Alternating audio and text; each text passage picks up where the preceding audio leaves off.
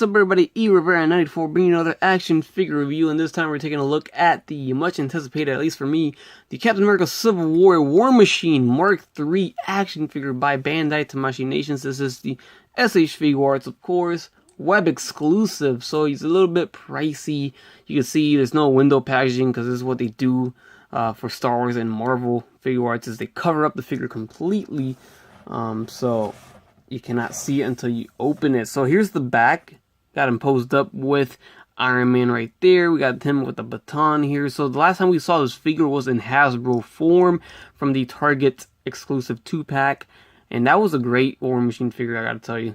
Very good figure. I was very happy with that. So I'm sure I'll be happy with this one. So let's get him out of the package and see how he looks in hand, because I'm tired of looking at this picture. I just want to see the figure already. Alright, War Machine Mark III, there he is, out of the package. Love it. They do such a good job with the Iron Man figures, and I've said that before. Bandai does a good job with Iron Man in general, and that includes War Machine, and the sculpt is always there, and the paint is too. I never have any issues with them when it comes to that, and I love it. It just looks good. The black they use for War Machine is always that perfect metal, black. It looks good, and the silver, everything looks good to it. Now, my favorite War Machine armor will always be Mark I. I don't know what it is, but I like that one the most out of all his, armors. He only has 3 armors so far, unless he has another one in upcoming movies. But Mark I is my favorite. Now, Mark III, they did a good job on him. You can see he's a more beefier, bulked up version of War Machine compared to what we got last time, which was the pretty much the Iron Patriot armor, but in War Machine style, which we saw in Avengers. And here we have him right here. You can see he's a little bit more slimmer compared to the armor on the right. So he bulked up a little bit more in Civil War, so that looks good. You can see how they did a good job on this one too, and this was also a web exclusive. So for some reason they just love making War Machine web exclusives and making them very expensive. And then here we have Mark I, War Machine from, of course, Figuarts line. Probably one of the best War Machine figures ever made right here. One of the best Figuarts, Marvel figures too, was this Mark I. Very hard to find, very expensive, and he's very dusty right now because I've had him for years, and still one of my favorite figures. Still is. But here are all the Figuarts War Machines made thus far. Very cool. I love it. Very nice. There's not much more I can say. I figured I'd start the review with the comparisons right off the bat, so you can see all 3 of them stacked up next to each other, and they all look great. You can see the differences, drastic differences in the armor as well. So that's nice. One thing I do notice on the new one is they finally included the chest piece lit up right here. So you can see they put the red on the chest piece. They didn't do that on any of these, and he's always had the red. They did put the red in the eyes over here for the Mark I. They didn't do it for Mark II, but they put it again for Mark III. So I like that. It's very, very subtle, but it's there. Alright, and last but not least, we're going to do one final comparison. That's going to be on the Hasbro Marvel Legends 2-pack exclusive War Machine Mark III right there. And I gotta say this again because I guess most people don't know, or they don't realize, is that Hasbro always makes bigger scaled figures compared to Bandai. That's why it's kind of hard to mix them together on your display, because Bandai has always made shorter figures. They're not 5-inch, but they're maybe slightly under 6 inches, So this figure, it probably is a little bit on the 7-inch side of things right here for the Hasbro version, because they try to make him a little bit bigger because he's bulkier. And then this was a little bit on the 6-inch side, but he does go along with the rest of the Figuarts figures, so it's good for that. But you can see the differences here, and it's pretty drastic, and it's hard to see. I'm gonna have to look at the movie again to see which one's more accurate, because it's not just little things. It's kind of major too. Like the sculpt on the chest is completely different. I know they're 2 different companies, but did Hasbro go off of what? Did they go off the movie, or did they go off of their mind, or did Bandai go off the movie? Because you can see in the chest, let's take a closer look. I want you guys to focus a little on the chest. You can see how they kind of have it smoothed out on the Hasbro version. Not much detail there at all. And then here you can see tons of detail. You can see sculpt going on. You can even see the chest piece a different shape than the Hasbro version of it. You can see the paint around the lines too. Got some gray there. Got more detail on this figure. They both have the 003 on the bicep, which is cool. This one actually says James Rose, while this one does not. I don't know which one's more accurate there. You can see the different colors on the abdominal area. This part is about the same. We do have the stars on the shoulder, which is the same too, which is good. And then if you look to the back of the figure, there is some differences there as well. I'm referring to the actual character model or character design from the film. Which one's more accurate to the film? I'm gonna have to look at the film again or pictures to see and determine which one. But here you can see they went with like these holes or like a vent design with like 3 little circles on the top here, while this one does not have that one at all. So the design is completely different on that aspect.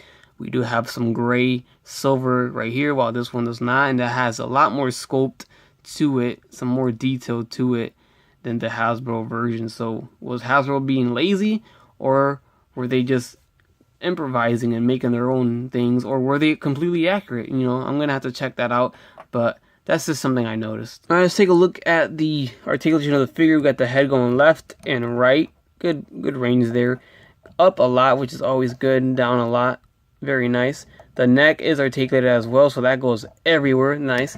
Forward and back on the arms, in and out perfectly. We have that shoulder socket along with the shoulder hinge guard, so that allows for all the movement that you would want. Bicep swivel. Double jointed elbow, swivel at the wrist with a hinge. They have a torso swivel right there with like a diaphragm joint that goes forward and back, swivels left and right. Also a very creaky sounded waist swivel right there. You can hear that. And it goes forward and back, but it makes a lot of noise.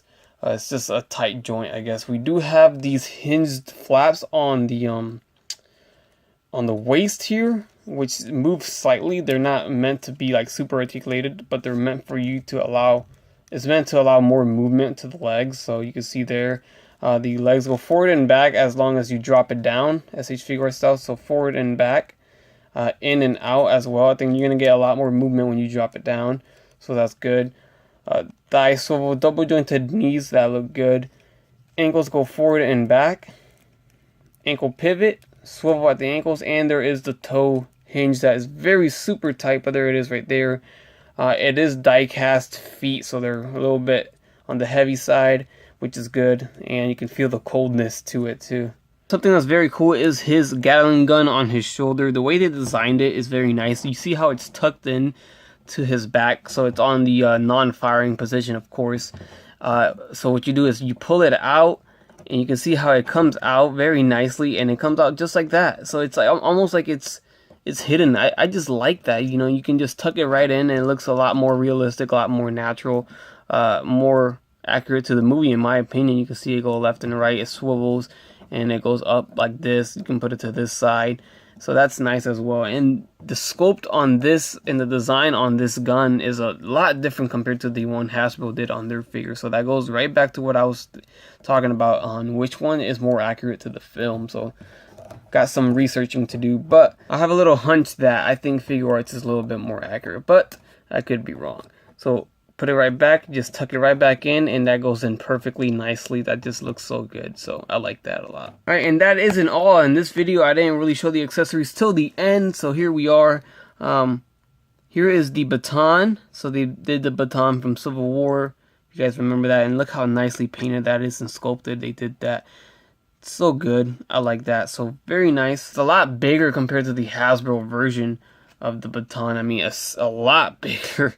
I don't know if it extends or something, but they didn't make it that big on the Hasbro Marvel Legend version. But there it is. There's the baton. It comes with effects that we've seen plenty times before on Iron Man figures. So we have these right here.